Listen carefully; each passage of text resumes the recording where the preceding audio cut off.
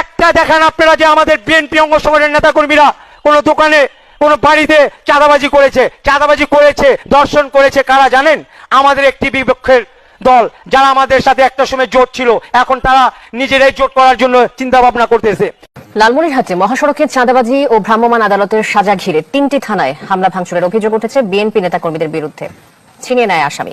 নারায়ণগঞ্জ বন্দরে অটোরিকশা স্ট্যান্ডের দখল নিয়ে বিএনপির দুই গ্রুপের সংঘর্ষে একজন নিহত হয়েছেন। শনিবার রাতে উপজেলার হাজারীবাগের শাহী মসজিদ এলাকায় এই ঘটনা ঘটে।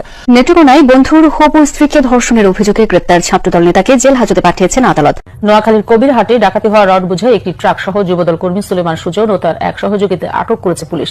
ভোলার তজুমুদ্দিন উপজেলায় স্বামীকে রাতভর নির্যাতনের পর তার স্ত্রীকে দলবদ্ধ ধর্ষণের অভিযোগ উঠেছে উপজেলা শ্রমিক দল, যুবদল, ছাত্রদলের নেতাকর্মী সহ 7 জনের বিরুদ্ধে। অভিযুক্তরা হলেন উপজেলা শ্রমিক দলের যুগ্ম সাধারণ সম্পাদক ফরিদউদ্দিন, যুবদল কর্মী মোহাম্মদ আলাউদ্দিন, তজুমুদ্দিন সরকারি কলেজ ছাত্রদলের সভাপতি মোহাম্মদ রাসেল সহ আরো 5-6 জন নেতাকর্মী। দলের এমন লাগামহীন বেপরোয়া নেতাকর্মীদের থামাবেন কবে আপনারা?